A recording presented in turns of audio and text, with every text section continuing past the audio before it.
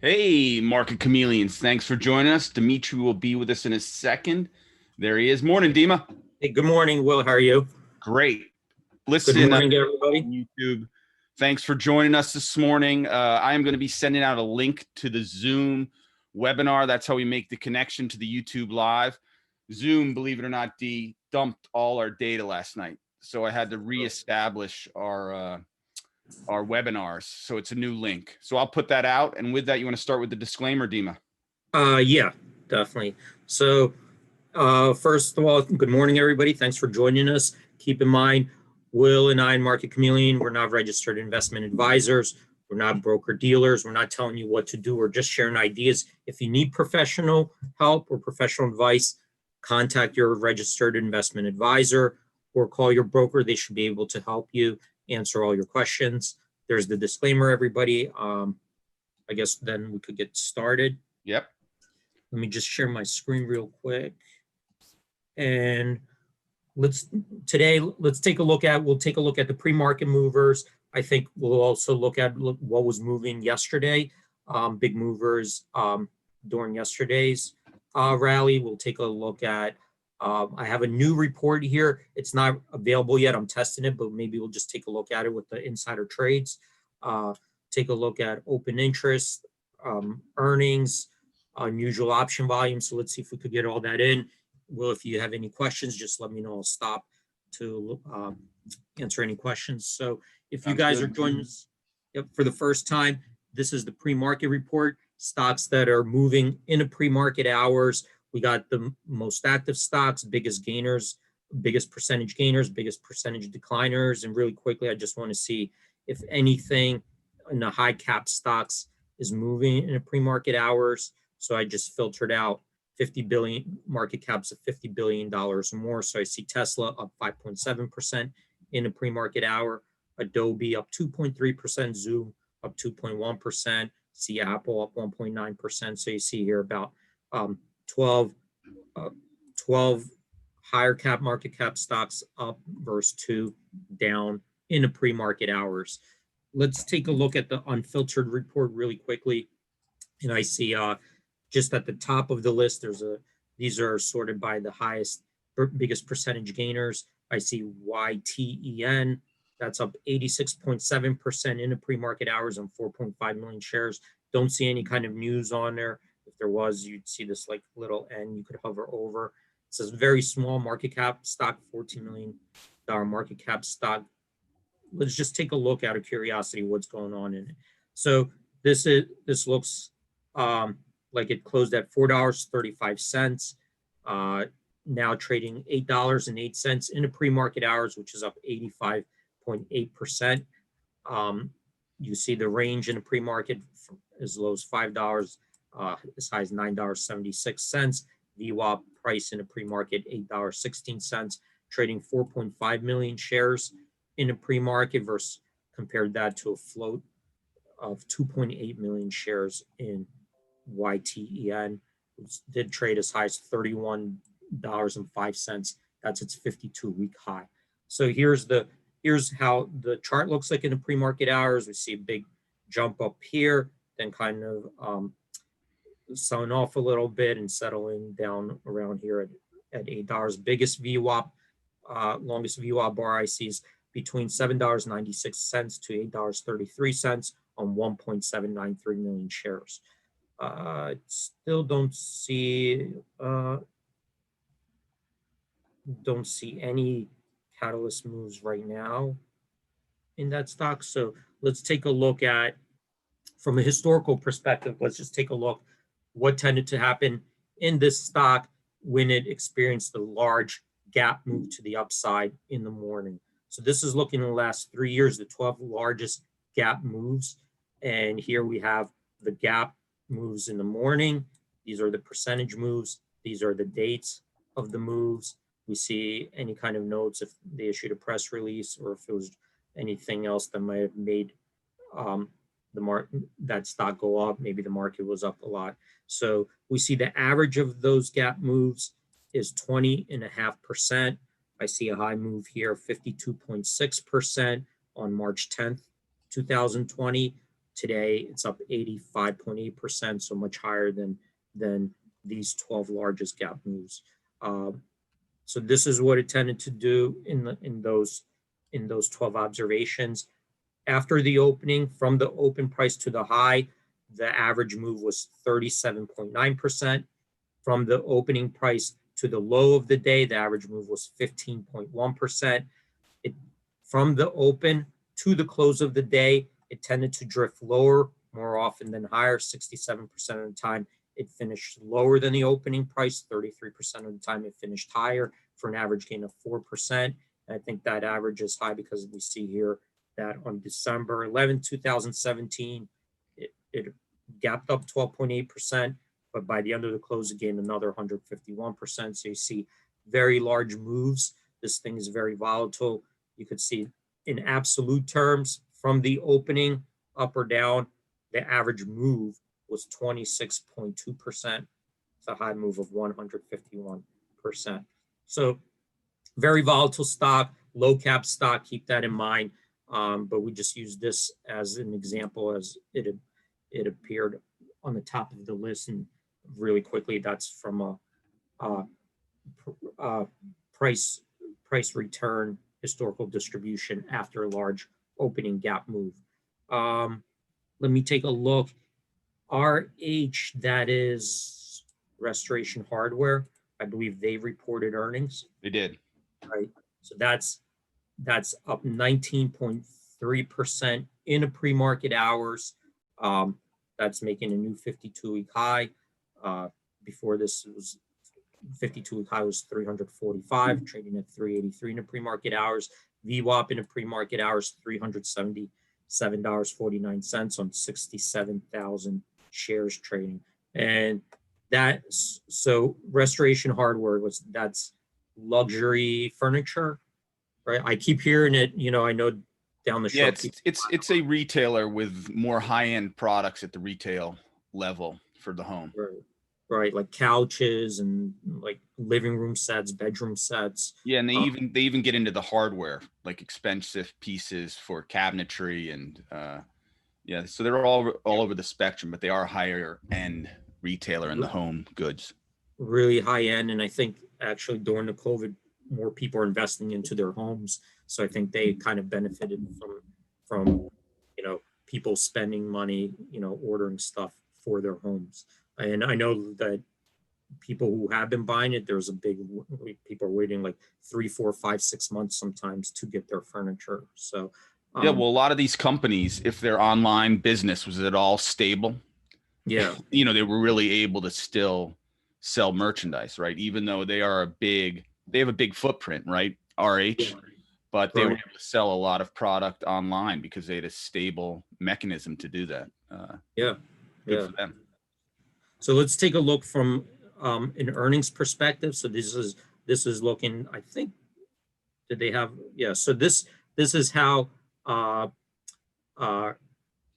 RH, Restoration Hardware, tended to perform after reporting earnings. So at the open, 55% historically, 55% it gapped higher, 45% lower for an average gain of 4.4%, with a high move of 26.6%. Today's move 19.3. We see that the average move up or down historically was 11.9% in either direction. So today's move higher than the historical average. After the opening, from the open to the high of the day, the average move after earnings was 6.8%. From the open to the low of the day, the average move was down 5.1%. Then from the open to the close of the day, historically, 55% of the time it closed higher, 45% lower. On average, it was like a break even wash. Next day following earnings, 73% of the time it was higher, 27% lower for an average gain of 0.4%. We see after the opening, it was somewhat volatile, that in either direction after the opening to the close of the day, the move on average was 6.5% in either direction, with a high move of 11%, which is over here on December 4th, 2019. So really quickly, that's a historical price return distribution in Restoration Hardware after reporting earnings. If you don't have any questions on the pre-market report, I'm going to move on to see what was moving yesterday. You're good to go, buddy. All right, so let's take a look at yesterday's market movers. So these are stocks that gained or lost, biggest percentage gainers, lost or losers on the day as of yesterday's close. So let's take a look at the higher market cap stocks. Let's try 50 billion. All right, so 50 billion market cap or higher. So we see Zoom here up 11% yesterday. So let's take a look at Zoom yesterday. We'll see up 11%. Let's take a look at historically when it had a big move on the day. What did it tend to do the next day? So here are the 12 biggest moves, one-day moves to the upside in the last 3 years in Zoom. So we see the average of those moves is 11.5%, which is close to what it did yesterday, right? 11.1%. Let's see the next day, 64% of the time it was higher, 36% lower for an average gain of 4%. The volatility the next day, up or down in either direction, on average moved 8.9% with a high move of 40.8%, which was on over here. And this was actually on an earnings on August 31st, 2020. So that's historical price return distribution on Zoom following a big one-day move to the upside. Tesla up yesterday 10.9%. Let's take a look at that stock. Been very volatile lately. So let's take a look at the largest historical moves to the upside. One-day moves. So this is in the past 12 years. On average, it was 14.5%. Next day, it looks like 58% of the time finished higher.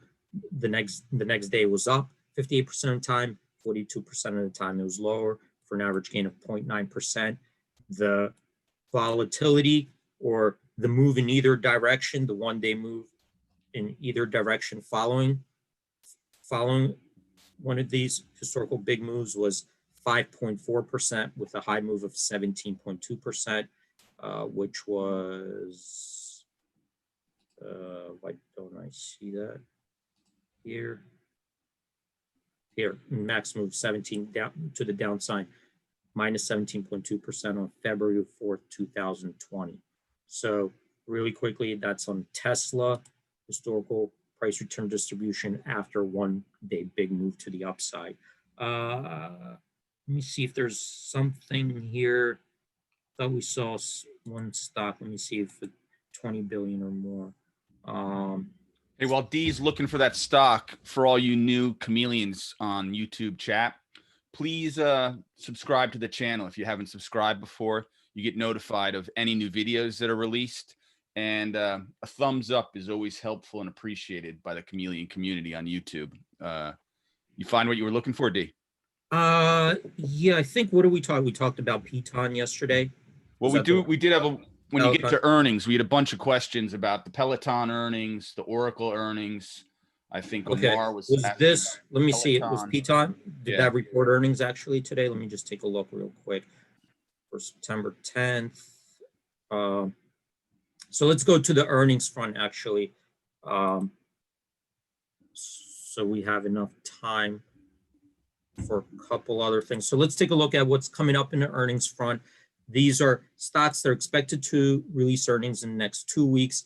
I'm going to filter out by stocks that on average trade 10,000 option contracts or more per day on average. So we're going to look at it from the perspective of the expected magnitude of the move in either direction according to the options prices. So here we have on the top of the list, CHWY. I think that's a relatively new stock, right? Well, that's not. That hasn't been out that long. What is this? It's Chewy. They're an online retailer. I think it was a spin-off of they sell basically pet products, pet food over the internet. And So their earnings, I think they have like 7 or 5. Yeah, so not a not a lot of observations in Chewy, Tom, but as of yesterday's close, that the implied move, according to the options straddle, is after reporting earnings is 12.4% in either direction. That compares to a 4-quarter average move of 5%. 12-quarter, I don't think we have full 12 quarters, but whatever we have on average, that compares to an average move of 5.3%. So 7.3% above that 4-quarter average, 7% above the 12-quarter. High move on that so far is 6.6%. Piton, that's expected to report today after the market close.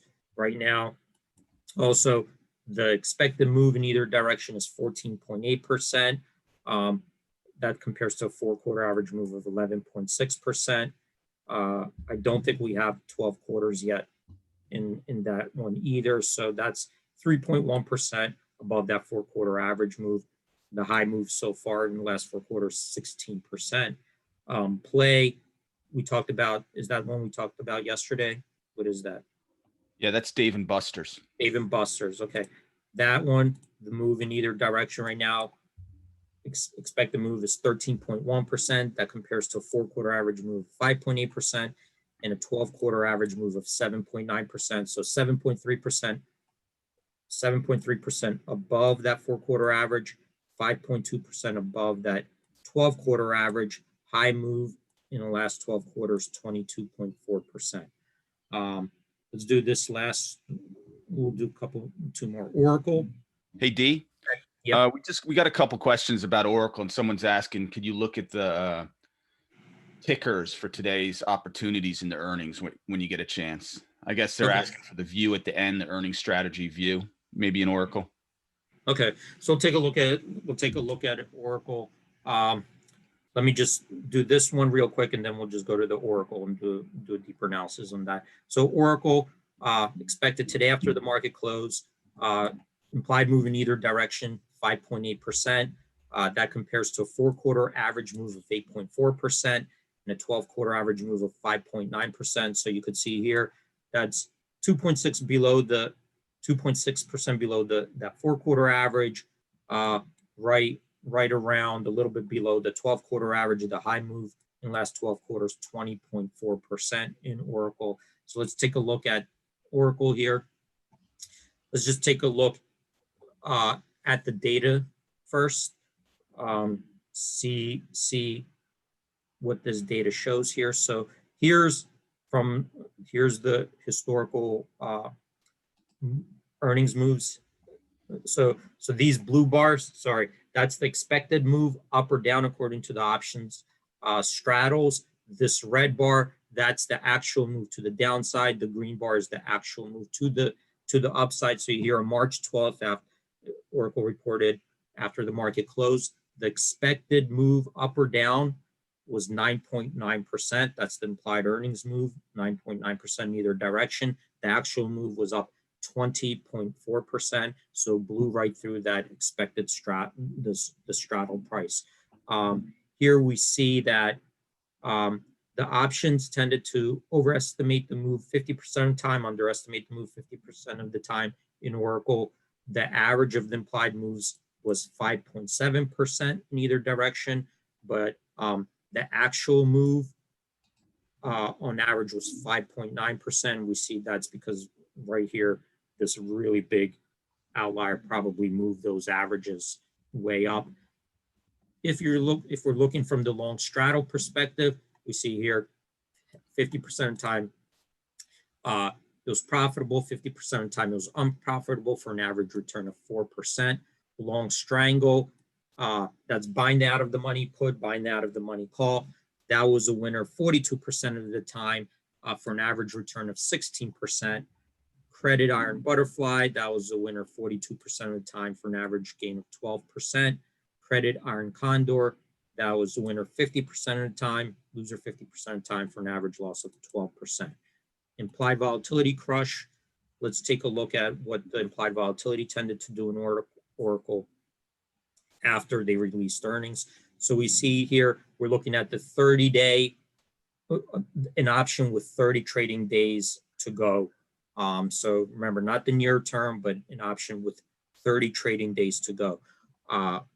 So here we see after reporting earnings, the implied volatility was down on average 37%. So the day before, the average implied volatility was 35.2.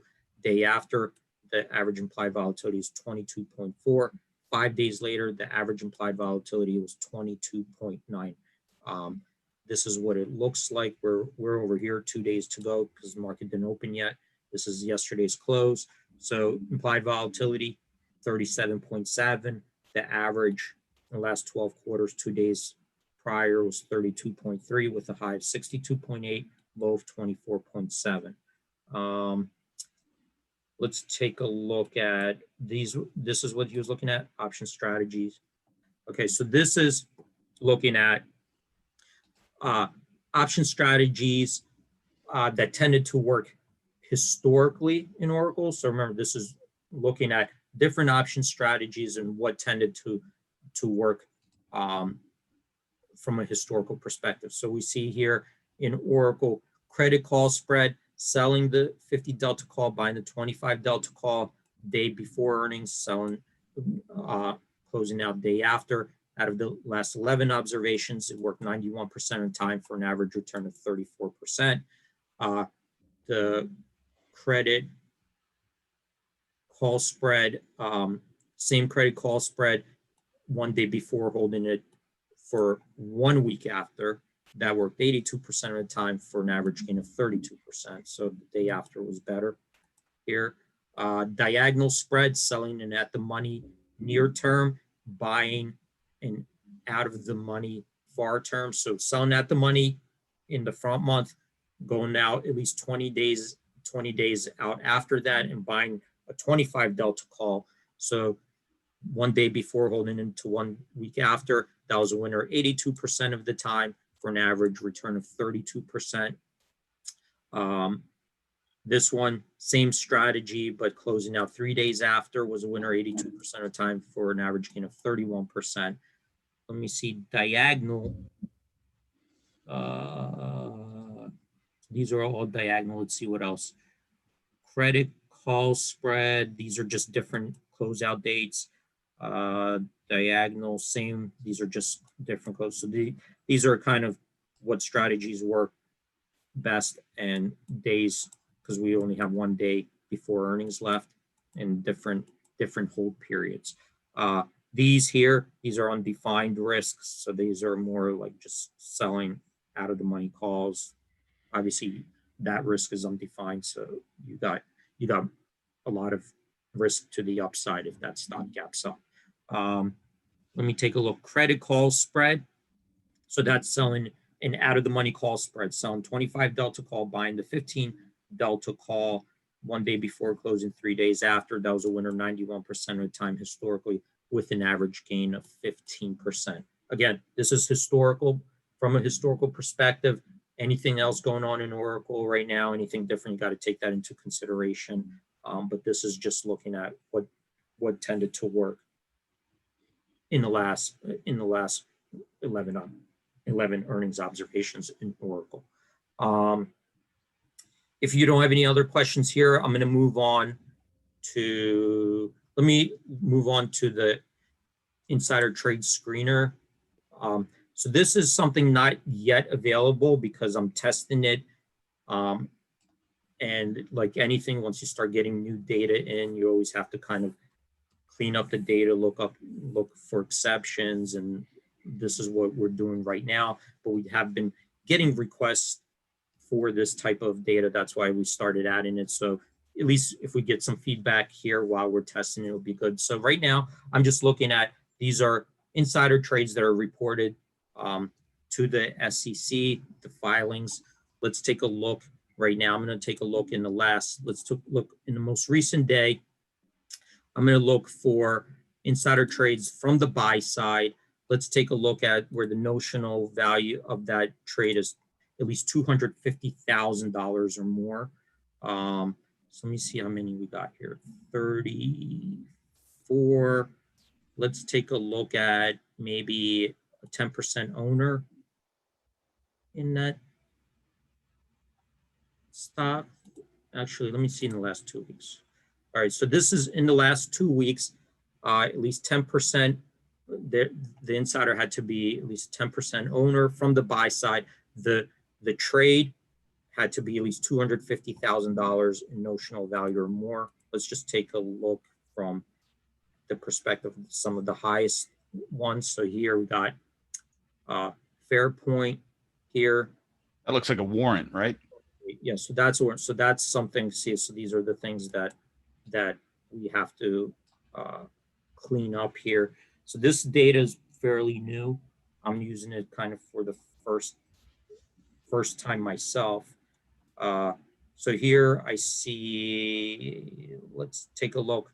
Okay, so let's take a look at here. I see kind of a bunch of in the same stock, KOD, Baker Brothers. Looks like this looks like a biotech stock. So you see like some purchases here, 5 million here, stocks moving higher. I see ODT here. That looks like, some big purchases here, $20 million worth, $15 million worth. I think that's also biotech stock. Let's take a look at, let's just look at the biotech then. So here's like some in the biotech stocks, some big purchases here. Got to take a look at maybe something's coming up. Maybe they're getting maybe some trials. Maybe some people have wind of if they're doing well or not. But one of the things we're also working on is to take a look at some of these insiders and their historical track records. So what tends to happen after they accumulate or take a big position in a stock that's still in the works. Here are IGMS. We see here some big positions taken there, $3.7 million worth of buying, 3.6 million. So some cluster buying there, $2.5 million worth of stock being bought here. So all these are recent purchases, right, in the last 2 weeks. ODT, some big cluster purchases over here. So you see very recently, 1.2 million, 1.8 million, $1.8 million worth, $1.8 million worth of stock being purchased in there. So a couple of them here, could be interesting. Take a, just to take a look at what's going on in these stocks. Like I said, these are biotech stocks. Sometimes they have studies coming out. They may have a PDUFA coming out, whatever it is. But some insiders are taking big positions in these stocks over here. So let's move on.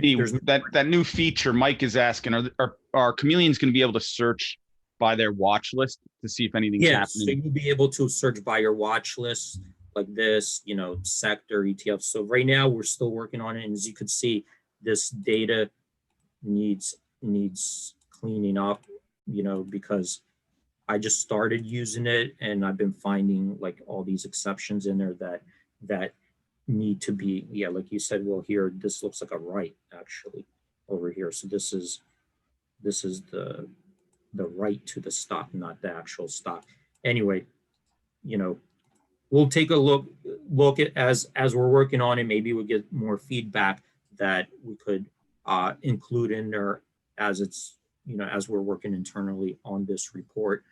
Hopefully we get this ready and push it out soon to the community. Hey, D, we did have one question around. I know we only have about 6 minutes left. It was around the ORCL, what you were looking at. We were not looking at the option if you're under earnings. I think they're asking the difference between the option strategies and today's trade ideas. The person's asking why there may be a difference. Let me take a look. Oops, sorry. While D's taking a look at that, everyone, I know there are a lot of new chameleons out there. You can always email us, support@MarketChameleon, if you have any questions.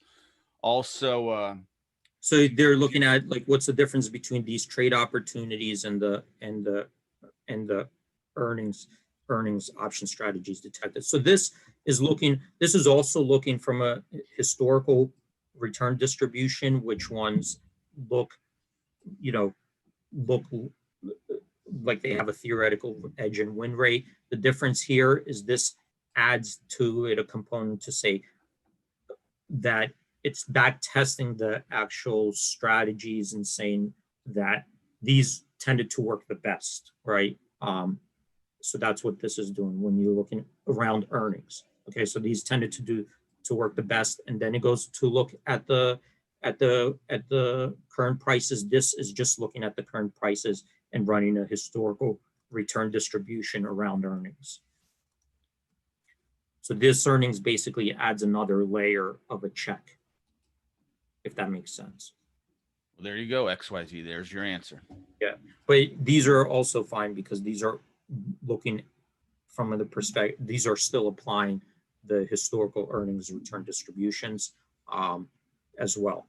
You know, it's just not also using an extra layer of back test. Let me look for, what do we want to do? Let's take a look really quickly for the unusual options volume because we don't have much time. So these are the unusual options volume yesterday. Let's take a look at maybe the higher market cap stocks. And so we see ZM, Tesla, Peloton, Apple. I'm going to take a look from the perspective of where the concentration of the trades were. So we could see here in Zoom that concentration in percentage terms, 49% of the options that traded were at the money calls, 19% were out of the money calls. So when you combine those, that's, you know, almost 70%, 60% of the option volume was at the money and out of the money calls. In Zoom, $154 million worth of at the money calls and $11.5 million in notional and out of the money calls. Tesla, the highest concentration I see were at the money calls. 35% of the trades in Tesla were at the money calls. Sorry, for $1.1 billion in notional value trading. 20% were out of the money calls for $100 million in notional. So if you combine those, that's 55% of the options trades were at the money plus out of the money calls. So Peloton, we just talked about that. 49% of the volume yesterday were at the money calls for total notional value of $75 million worth of at the money calls being bought. Apple right here, 37% were at the money calls, 32% were out of the money calls. So 69% of all the trades were either at the money and out of the money calls. $396 million worth of at the money calls and notional traded yesterday, and $83 million out of the money calls traded in Apple yesterday. So we're running up against the bell. You know, just stop right there. Well, one last question, D. When is the insider trades going to be available? They're asking. It's hard to say because once we work through one exception, you know, another exception goes through. So we're trying to test it as much as possible. You know, and we might not get every exception right from the start, even if we release it, because if the community finds things and lets us know, we'll start taking a look in it. But this data, it's all new to us right now. You know, it's coming in, you know, any kind of bugs, any kind of exceptions, we're still working through it. It's hard to say for sure, but we're hoping our target is before the end of this month. Awesome job, Dima. Listen, chameleons, thanks for joining us on YouTube. Have a great, safe trading day. Thanks, D. Thanks, everyone. Have a great day. Hope to see you guys tomorrow. Stay safe.